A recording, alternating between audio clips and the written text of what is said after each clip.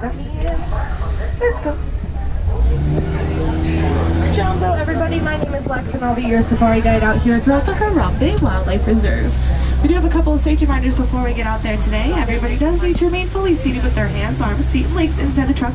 We also do ask that there's no eating or drinking, as well as those face coverings do remain covering your nose, your chin, and your mouth throughout the entire duration of our safari adventure. We're starting our safari off here in the Little Atiri Forest. If you look directly above you, you'll notice an animal spotting guide. Help you locate some of the animals out here on the Harambe Wildlife Reserve. We won't see all the animals up there today, but we tend to have some pretty good luck.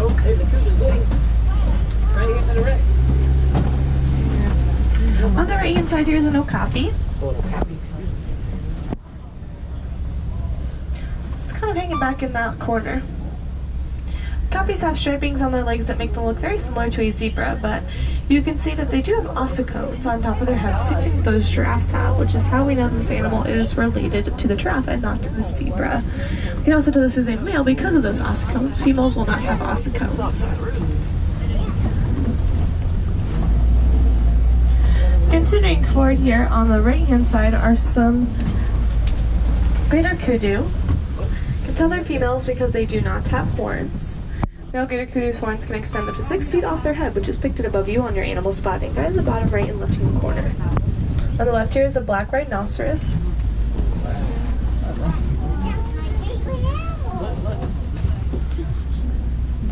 Black rhinos can weigh about 3,000 pounds, and they are critically endangered due to poaching. Some people believe that rhino horns carry a medicinal value, but it's not scientifically proven. Their horns are made out of the same thing as our fingernails and our hair, keratin.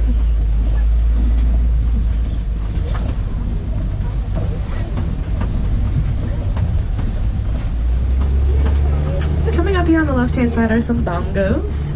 They get the nickname the ghost of the forest.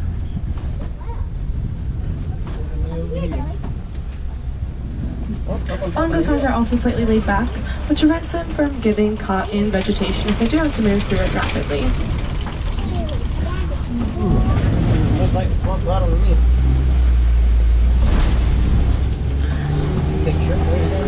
All animals that call forest environments their home do need your help because they are suffering from deforestation. You can help stop deforestation by using less paper products. So instead of using paper plates and paper cups, think about using those plates and cups that you can put directly into your dishwasher, as well as napkins that you can throw into your washing machine. Hippo. Hippo. Hippopotamus. Yeah, we didn't see it because You can see some pink-backed pelicans over here on the right-hand side. They get their name from the color that their skin changes during mating season, a very light pink coloration. Another one. Yeah, there it is right there. Yeah.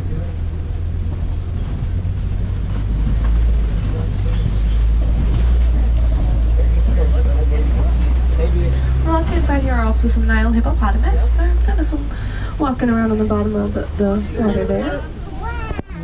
Hippos start at about 85 pounds when they're born, but they can grow up to about 5,500 pounds. Staying submerged underwater for the majority of the day, coming up only every 8 minutes for a breath of air. If they happen to do come out of the water and graze the grass, their skin will secrete a very light pink colored fluid from it, which acts as a natural sun protectant, because hippos do not have sweat glands.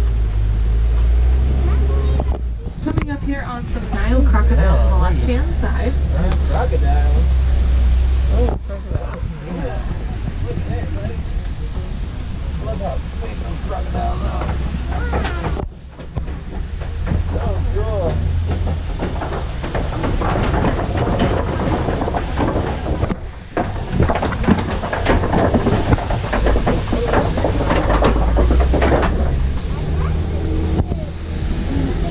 Nile crocodiles are ectothermic, meaning their body temperature is regulated by their surroundings. This is often why you see them with their mouths open or fully submerged underwater. When they do close their mouths open, they can apply up to 2,000 pounds of pressure to every square inch of their prey.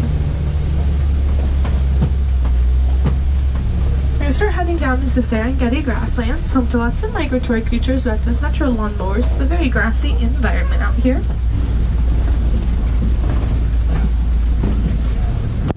This area is also known as the savannah. In savannas out in the wild, you'll be able to find animals animals like zebras, giraffes, and even elephants. So hopefully we get a chance to see some of those animals today. It's also a little bit cooler outside today, so maybe we'll get to see some different behaviors from those animals if you've already seen them on a safari before. Yeah. So cool. You see a giraffe over here, Bo?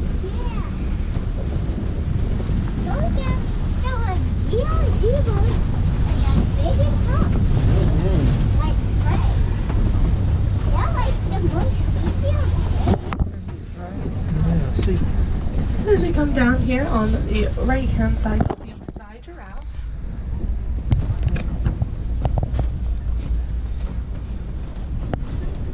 Maasai giraffes have a very jagged pattern to them, which makes them very unique.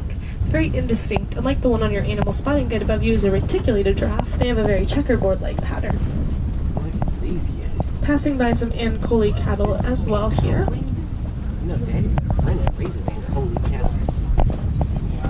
Ankole cattle are the only domesticated animal out here on the Harambe Wildlife Reserve.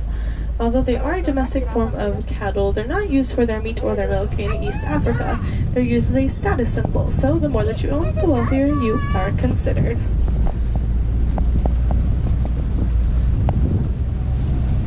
Ankole cattle's horns are also made out of a honeycomb-like structure, which their blood will circulate through to help keep them cool on those very hot days. On the left-hand side here, just to the left of that cave-like formation on the ground, are some African wild dogs. Playing in the sun?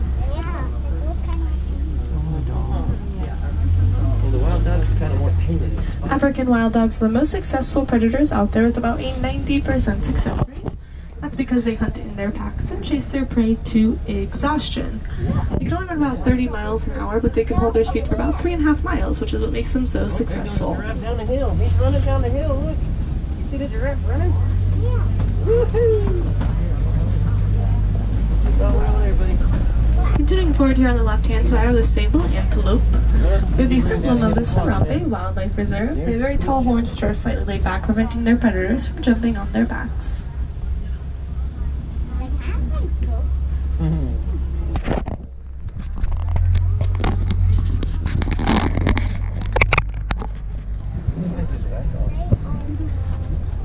Kind of towards the back there behind that tree is an eland. Male elands have a very light brown coloration to them, or a very light gray coloration, where females have that more lighter brown coloration.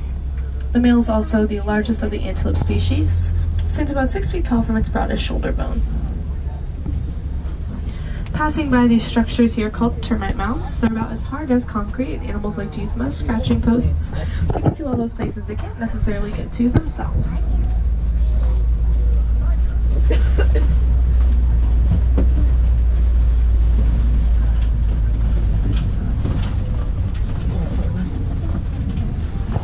See another eland as well as some more giraffe here.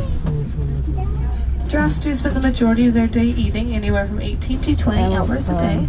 They use their very long prehensile tongues to grasp the leaves from the tops and the bottoms of the trees out here on the savanna. Their tongues are at the same size as a child's arm. And they are long enough that if a giraffe wanted to, they could lick their own eyeballs.